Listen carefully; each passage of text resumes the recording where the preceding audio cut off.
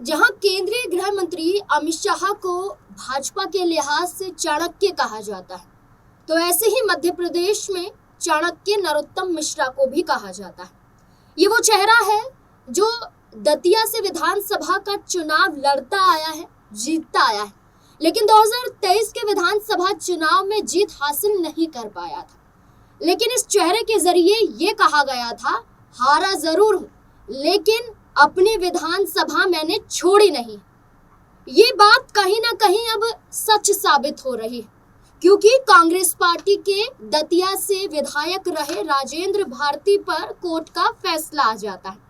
MP MLA court के फैसले के बाद 3 साल की सजा राजेंद्र भारती पर सुनाई जाती है, जिसके बाद उनकी सदस्यता रद्द हो जाती है, यानी कि विधायक थे अब विधायक नहीं। चुनौती ग्वालियर हाई कोर्ट में दी जाती है और हाई कोर्ट में चुनौती देने के बाद ये कहा जाता है कि उन पर झूठे इल्जाम लगाए जा रहे हैं।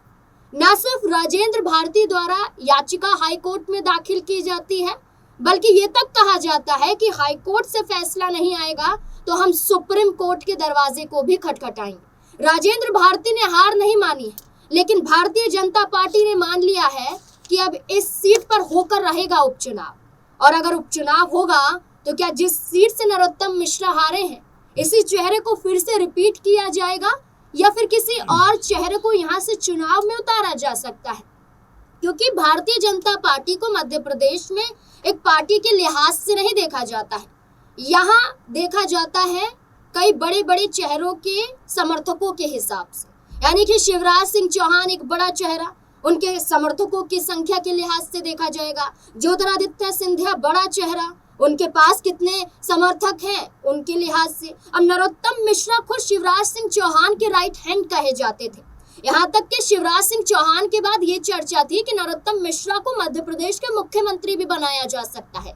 लेकिन नरोत्तम मिश्रा मुख्यमंत्री कुर्सी तक नहीं पहुंच पाए थे, लेकिन क्या इस उपचुनाव में उतर पाएंगे? और इस बीच में मध्य प्रदेश में राज्यसभा की सीटें भी खाली हो जाती हैं, राज्यसभा का चुनाव भी होगा। तो चर्चाएं कई हैं, क्योंकि चुनाव भी है, उपचुनाव माने, राज्यसभा का चुनाव माने, और भारतीय जनता पार्टी के पास क्या सिर्फ एक चेहरा है या फिर और भी दावेदारियां यहां से निकल सकती हैं? तो इसी से जुड़े हुए तमाम सवाल हैं, जानने की कोशिश करेंगे। हर सवाल के जवाब हमारे साथ हमारे वरिष्ठ सहयोगी अमन सर जुड़ चुके हैं। बहुत बहुत स्वागत है सर आपका। सर, मध्य प्रदेश में कांग्रेस पार्टी के लिहाज से जीतू पटवारी एक बड़ा चेहरा है। जीतू पटवारी अध्यक्ष हैं कांग्रेस पार्टी के मध्य प्रदेश में। चुनाव 23 में वो भी हारे थे, लेकिन पार्टी ने बड़ी कमान सौंपी थी। लेकिन नरोत्तम मिश्रा जैसे ही चुनाव हारे थे, राजनीति से मानो गायब ही हो गए। कई किसी भी बड़े फैसले में नरोत्तम मिश्रा का चेहरा देखा ही नहीं जाता है। लेकिन अब दतिया विधानसभा सीट से रहे विधायक राजेंद्र भारती पर 3 साल की सजा सुनाए जाने के बाद माना जा रहा है कि नरोत्तम मिश्रा की वापसी होगी। कैसे देखते नरोत्तम मिश्रा को आप? देखिए, बिल्कुल नाज़मीन, इसमें कोई दो राय की बात नहीं है कि जो नरोत्तम मिश्रा है बीजेपी का मध्य प्रदेश में शिवराज सिंह चौहान के बाद ऐसा लगता है बिल्कुल कि वो बड़ा चेहरा है।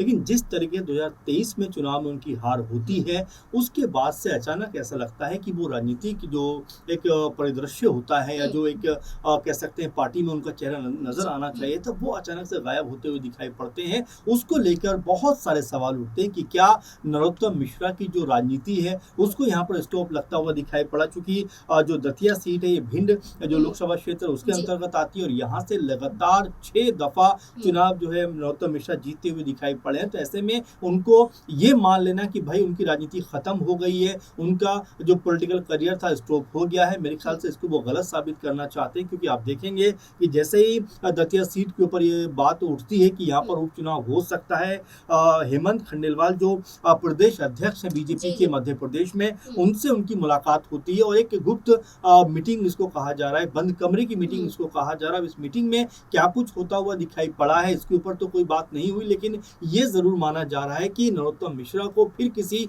बड़ी भूमिका के लिए तैयार किया जा सकता है। क्योंकि बीती सरकार की अगर बात करें, मोहन यादव की सरकार से पहले की सरकार यानी शिवराज सिंह सरकार की बात करें, तो उसमें गृह मंत्री जैसे महत्वपूर्ण पद पर नरोत्तम मिश्रा मौजूद थे, लेकिन चुनावों में उनकी हार होने के बाद ऐसा लगा कि उनकी जो अहमियत है, उनकी जो तवज्जो है, वो बीजेपी के अंदर कम होती हुई दिखाई पड़ी। लेकिन हो सकता है इस दौरान उन्होंने अपने आप को दोबारा खंगाला हो, अपने आप को मजबूत किया हो, और अब जिस तरह से वो नजर आए हैं उसमें 2-3 बातें निकल के सामने आती। चूंकि राज्यसभा को लेकर भी लगातार मंथन का दौर मध्य प्रदेश में चलता हुआ दिखाई पड़ता है, क्योंकि 3 सीटें हैं जो आने वाले दिनों में खाली होती हुई दिखाई पड़ेंगी। तो क्या नरोत्तम मिश्रा का नाम उस सीट के लिए जा सकता है, ये अपने आप में बड़ा सवाल बन जाता है नाज़मीन। क्योंकि आपने एक चीज का जिक्र किया कि 23 में तो जीतू पटवारी की भी हार हुई, लेकिन कांग्रेस पार्टी ने हार के बावजूद उनको पार्टी की न सिर्फ कमान सौंपी मध्य प्रदेश में, बल्कि उनको और मजबूती दी, उनको और ताकत दी, जिससे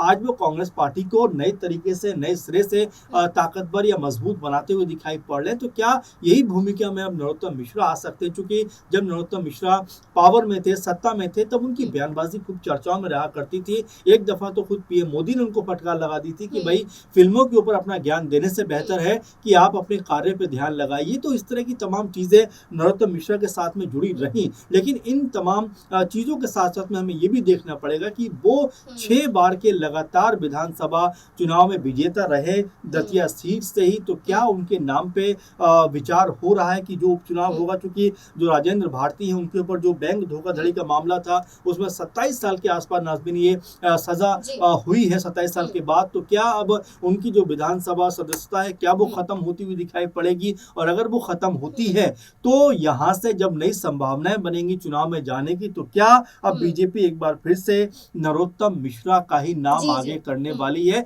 इस बात को लेकर चर्चाएं होती हुई दिखाई पड़ रही है। बिल्कुल, जो हाई कोर्ट में अपील की गई है, याचिका दाखिल की गई है, और इसको लेकर 15 अप्रैल को सुनवाई होगी और फैसला आएगा और उसके बाद तय किया जाएगा कि क्या होगा। लेकिन ये माना जा रहा है कि राजेंद्र भारती को लेकर बीजेपी के जरिए कि यहाँ उपचुनाव होना तय है, राजेंद्र भारती को तो सलाखों के पीछे बंद होना पड़ेगा। लेकिन कांग्रेस पार्टी का ये कहना है कि एक तरफ राजेंद्र भारती ही नहीं, मुकेश मल्होत्रा पर भी आरोप लगाया जाता है, यानी कि जिस सीट से आपके ही प्रत्याशी हार रहे हैं उसी सीट पर आप जीते हुए प्रत्याशी पर आरोप लगाते हैं और उन्हें सजा सुनाने के लिए कोर्ट का रास्ता अपनाते हैं, ताकि विधायकी रद्द होकर सीधे तौर पर आप वहां पर चुनाव में उतरे और जीत जाएं, या चुनाव ना भी लड़े तो भी आप एक बड़ा चेहरा बन जाएं। तो क्या ये एक साजिश के तौर पर भी देखा जा रहा है? और दूसरी बात कि अगर भारतीय जनता पार्टी से नरोत्तम मिश्रा बड़ा चेहरा है, तो क्या इसके अलावा कोई और बड़ा चेहरा नहीं? जैसे मैंने शुरुआत में बात की कि गुट का ही है, शिवराज गुट है, सिंधिया गुट है,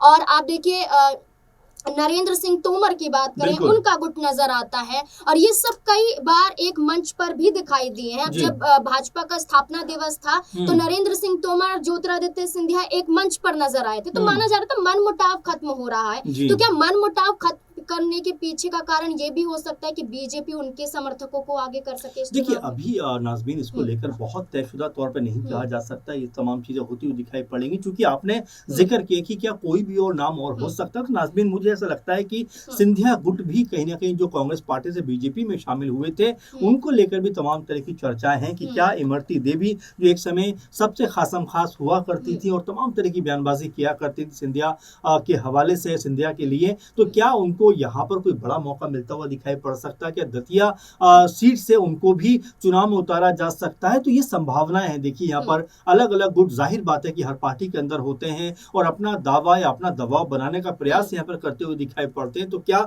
नरोत्तम मिश्रा के मुकाबले इमरती देवी या उनकी तरह ही कुछ और चेहरों के ऊपर भी क्या कोई चर्चा हो सकती है? क्योंकि जैसा मैंने शुरू में आपसे कहा कि राज्यसभा को लेकर भी लगातार चर्चाएं चल रही हैं, क्योंकि 3 सीटें खाली होने वाली हैं। तो क्या ये चर्चा जो हेमंत खंडेलवाल जो अध्यक्ष है बीजेपी के मध्य प्रदेश से, उनके साथ में इसलिए हुई है ताकि राज्यसभा जो है यहाँ से नरोत्तम मिश्रा को भेजा जा सके? इससे पहले भी ये कहा गया था कि राज्यसभा का ये पहला चुनाव नहीं, इससे पहले भी जब चुनाव हुआ था राज्यसभा का तो नाम नरोत्तम मिश्रा का आगे आया था, लेकिन बीजेपी ने ही उनके नाम को यहाँ पर मोहर नहीं लगाई थी, उनके नाम पर ना ही फैसला लिया था। तो नरोत्तम मिश्रा नाराज माने गए थे। तो आपको क्या लगता है कि उनके लिए कौन सा फैसला सही होगा, उपचुनाव अगर होता है या फिर राज्यसभा की सीट पर चुनाव लड़ना? देखिए, दोनों दोनों ही बातें हैं। पहली बात तो ये है कि अगर 2 सीटों की बात करें 3 में से तो बीजेपी के पक्ष में जाती हुई दिखाई पड़ती है, तो वहां पर चुनाव में जाना उनके लिए आसान रहेगा जीत हासिल करना, क्योंकि 2 सीटें तो पक्की हैं। उसमें से अगर एक नरोत्तम मिश्रा को मिल जाती है तो आप उनको मानकर चलिए कि उनके जो जीत है वो यहाँ पर